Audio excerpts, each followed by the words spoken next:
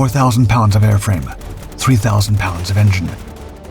It'll reach 424 miles per hour and rocket off a carrier deck at nearly 5,000 feet per minute.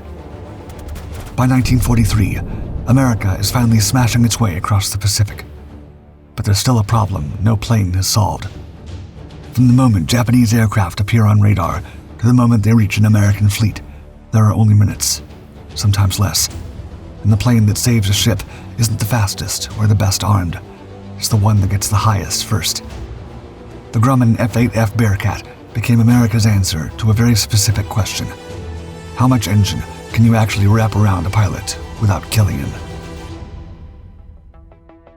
By mid-1942, the U.S. Navy's fighter situation in the Pacific was precarious. Its frontline fighter, the Grumman F4F Wildcat, was rugged and reliable. Yet while it had performed well, thanks to forward-thinking tactics and teamwork, the fact remained that it lagged behind the lightweight Mitsubishi Zero in speed, climb rate, and maneuverability. The Navy's next-generation fighter, the F6F Hellcat, was already in development. It would be faster, better armed, and far more powerful, thanks to the new Pratt & Whitney R2800 engine. But as combat reports poured in from the Pacific, a pattern emerged. Most engagements were happening at low and medium altitudes, not the high-altitude battles pre-war planners had expected. And while the Hellcat would become an extraordinarily effective multi-role fighter, it remained a large, heavy aircraft, not a pure interceptor designed to rocket upward the moment enemy bombers appeared over the horizon. So Grumman Vice President Jake Swerble went straight to the source. On June 23, 1942, just 19 days after the Battle of Midway, he sat down with the surviving fighter pilots who'd fought in that epic clash to ask them a simple question. What did they actually need from a fighter? Lieutenant Commander Jimmy Thatch, already legendary for the defensive tactic known as the Thatch Weave, didn't hesitate to let Swerble know what he thought was most important: climb rate. In the chaos of carrier defense, the fighter that could get off the deck and reach attacking aircraft first was the fighter that saved the ship. Everything else was secondary. Over the next year, Grumman's engineers, led by Chief Engineer Bill Schwindler, intensively analyzed every carrier engagement in the Pacific. The conclusion was clear. The Navy needed a specialized interceptor optimized for low and medium altitude combat. Something that could launch from a carrier deck and reach 10 to 15,000 feet faster than anything else flying.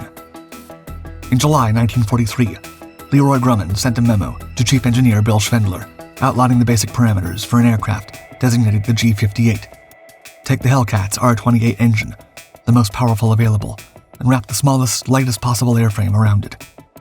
It would be what one pilot called, quote, an engine with a saddle.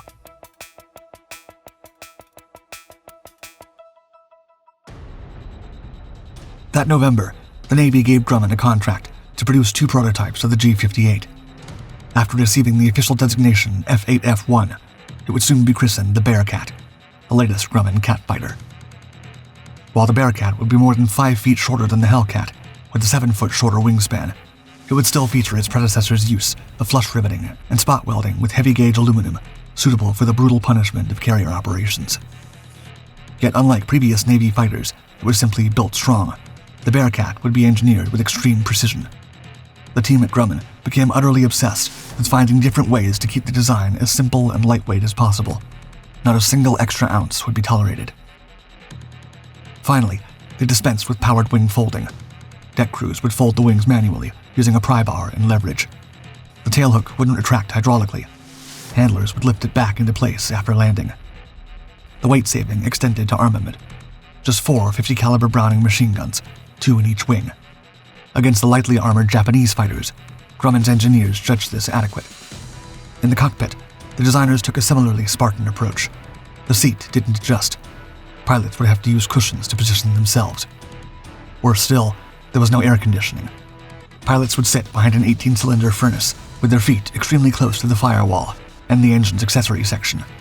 While the bubble canopy was revolutionary, the first full-vision design on a U.S. Navy fighter, giving pilots exceptional visibility for carrier landings and spotting targets, the plexiglass turned the cockpit into a solar oven. No matter how sweltering the temperature, the Bearcat's canopy would have to be closed, even when starting the engine, because the big radial's exhaust pipes would spray oil mist directly into an open cockpit. That massive engine also meant the airframe would require a massive propeller. while weight was kept to a minimum by foregoing the spinner, giving the aircraft a distinctive flat-faced appearance. The issue was its diameter. At 12 feet 4 inches, it measured just a foot less than the prop on the considerably larger F4U Corsair. Ground clearance became a serious problem. Grumman's solution was ingenious. Articulated landing gear had folded in 2 places. The gear legs had a pivot point about a foot below where they attached to the wing. When retracting, the upper portion folded outward, while the lower section folded inward toward the fuselage. Fully extended for landing, the gear was absurdly long, giving the Bearcat a pronounced nose-up attitude on the ground. Pilots would learn to take off and land tail low, keeping that enormous propeller from striking the deck. Another highly innovative feature was the use of breakaway wingtips, another weight-saving measure. Rather than building the entire wing structure strong enough to withstand 13 Gs, only the inner 2/3 would be reinforced to that level. The outer portions were more lightly constructed, designed to snap off cleanly at the fold line if the aircraft exceeded 9 Gs in a violent maneuver. In combat, if a pilot pulled too hard, the wingtips would separate, leaving a shorter but far stronger wing that could handle even higher forces. The aircraft would still be flyable with partial aileron control and could return to the carrier for repairs. This safety wingtip system, as Grumman called it, would save 230 pounds, a significant reduction in an aircraft where every ounce mattered. In August 1944, just 9 months after design work had begun, Grumman unveiled the first prototype of the aircraft that pilot John Deacon would later describe as, quote, "No missiles, no radar, just a nasty, mean little street fighter with an attitude." When engineers calculated the numbers, they were staggering. The airframe weighed just 4,000 pounds empty, only 1,000 pounds more than the R-2800 engine itself. They'd managed to build a fighter where the engine accounted for nearly half the aircraft's weight, an unprecedented achievement in naval aviation. Now they had to prove it would actually work.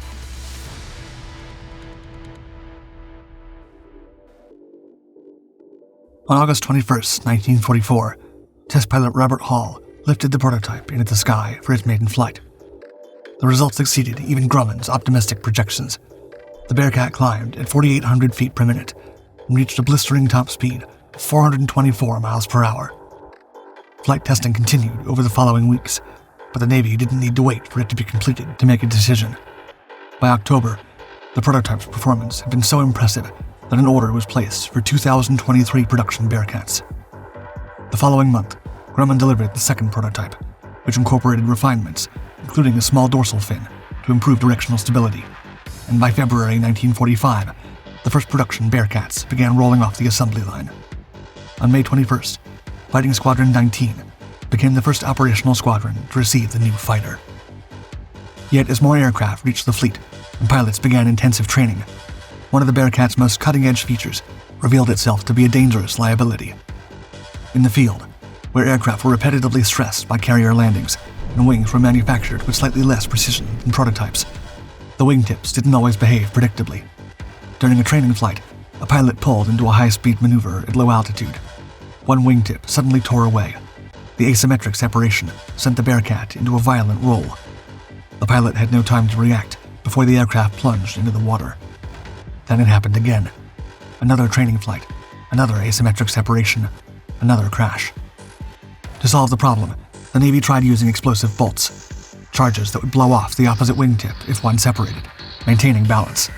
However, during a routine maintenance procedure, the system malfunctioned.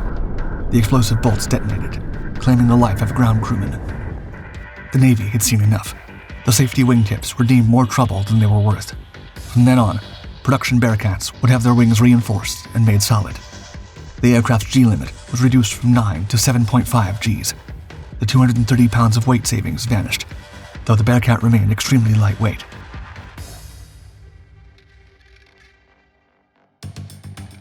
But the wingtip issue wasn't the only one to emerge during squadron training. Carbon monoxide leaked into cockpits at alarming rates, forcing pilots to wear oxygen masks, even at low altitudes. The cramped cockpit and brutal heat made long training flights exhausting. And while the Bearcat was a spectacular performer, it demanded experienced aviators and careful handling. The takeoff was unlike anything pilots had experienced, what Bud Davison, who flew Bearcats in the early 1970s, would later describe as being, quote, hit in the back with a sledgehammer. The The Bearcat would leap off the runway with such ferocity that pilots struggled to keep it below the 140 knot gear retraction speed.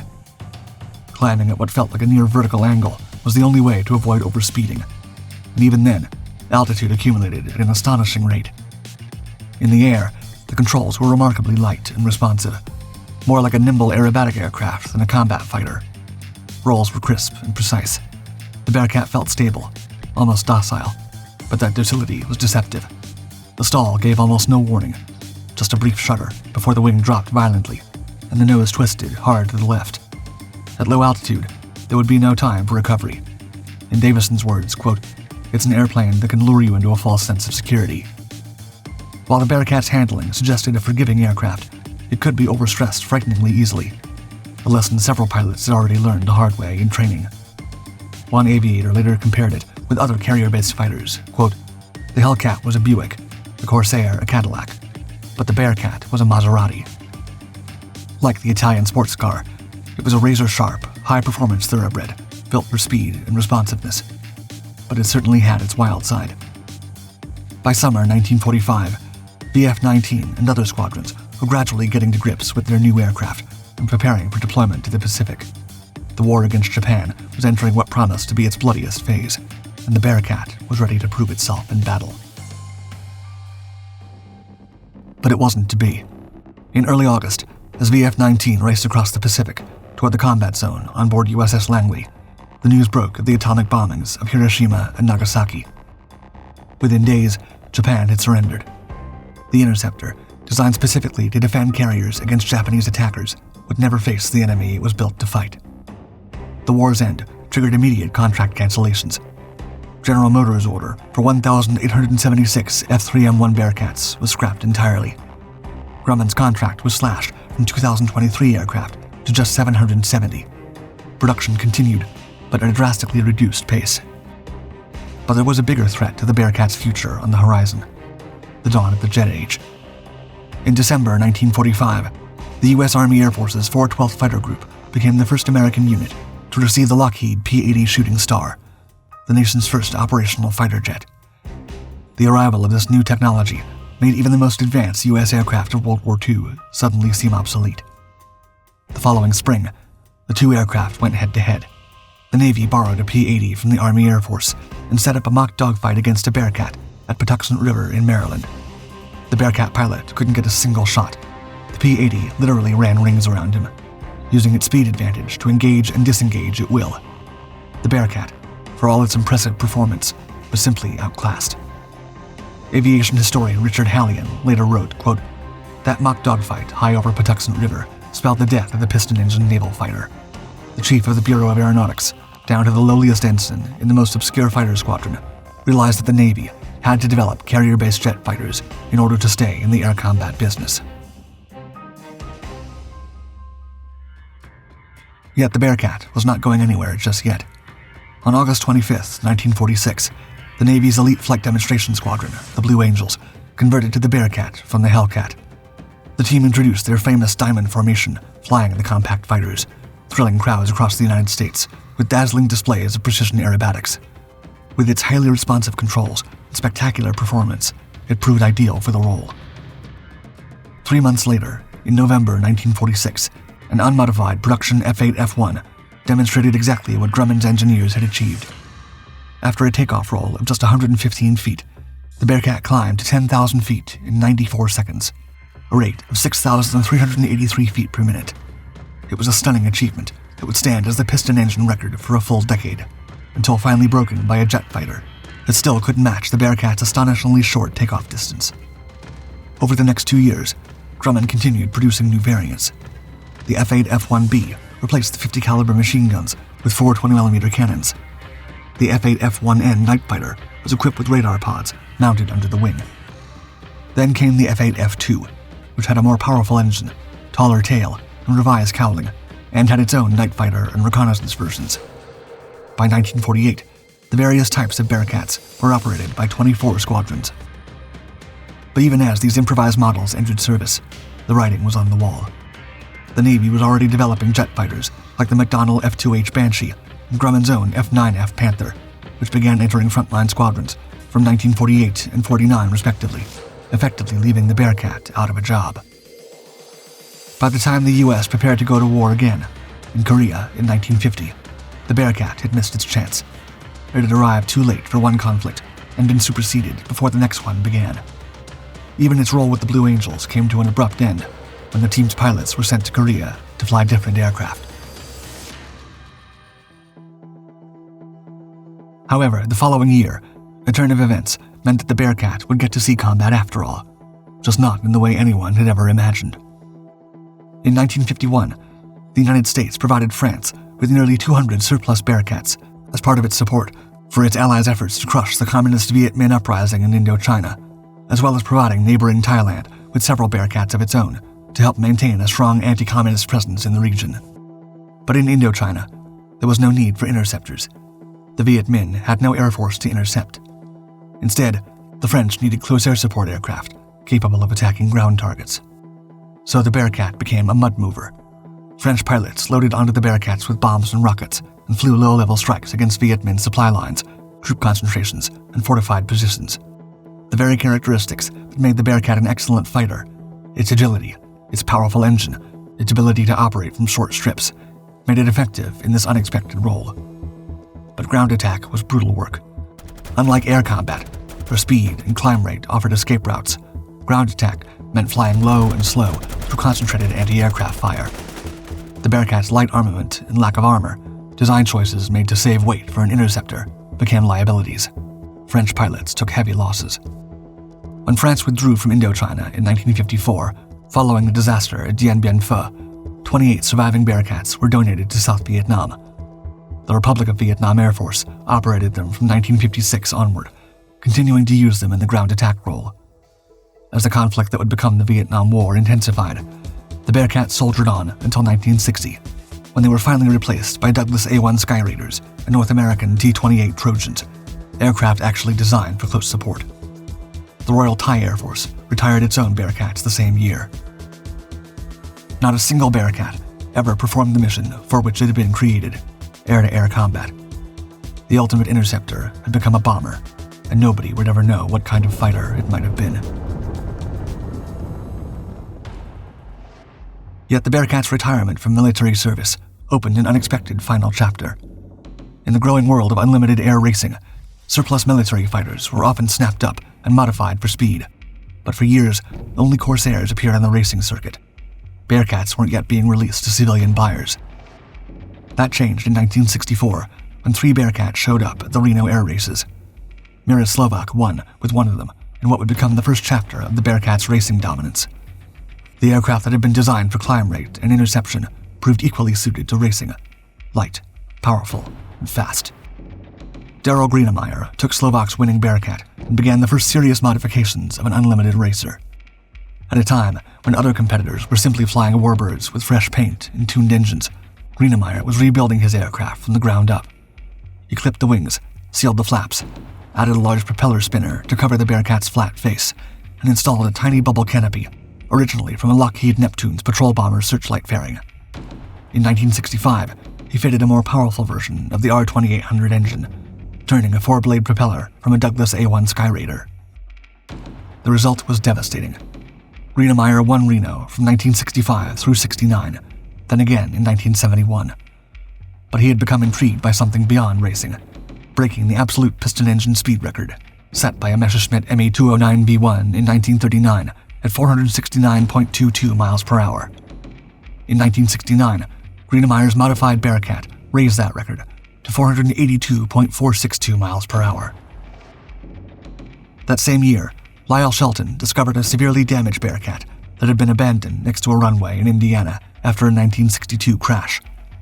He bought what remained: a fuselage, wing center section, landing gear, and one wing panel, and had it trucked to California.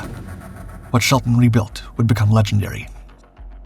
Rather than simply upgrading the R-2800, Shelton made aviation history with the first complete engine transplant on an unlimited racer.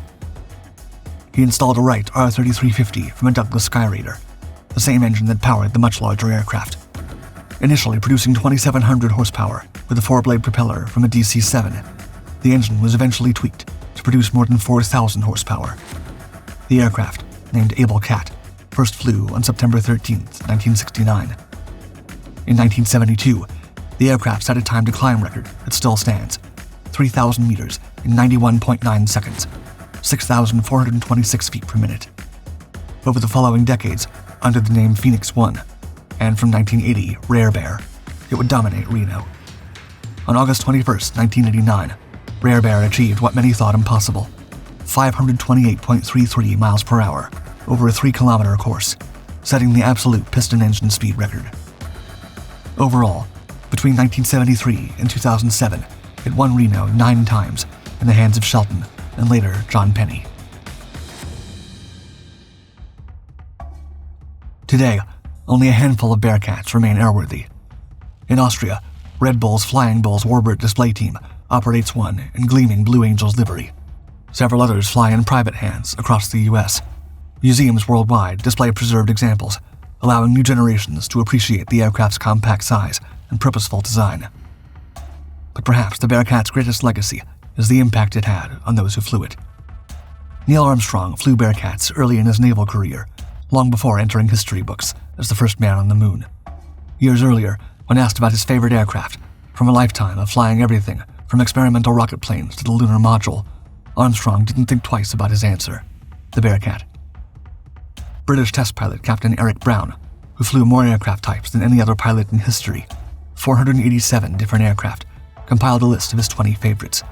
The Bearcat was the only American propeller-driven fighter to make the cut. Al Taddeo, the last surviving member of the original Blue Angels team that flew Bearcats from 1946 to 1949, was unequivocal in his assessment. Comparing it to the Hellcat and Corsair he also flew, Taddeo declared, quote, "Some people say that it was the best propeller-driven fighter in the world, and I wouldn't argue with that." Meanwhile, one pilot who flew a Bearcat with the Flying Bulls found a sticky note left by the previous owner in the cockpit. It read, quote, "Warning, after flying this, you'll never want to fly anything else." The Bearcat remains one of aviation's great what-if stories. What if it had arrived a year earlier? What if it had faced the Kawanishi Shidenkai or Focke-Wulf TA-152 in combat? What kind of fighter could it have been? Those questions will never be answered. But for the pilots who flew it, the Bearcat needed no validation from combat records. Its legacy lives in the records it set, the races it won, and the passion it inspired in everyone who strapped it on. The ultimate interceptor may never have intercepted, but it has achieved something more enduring. It's become legend.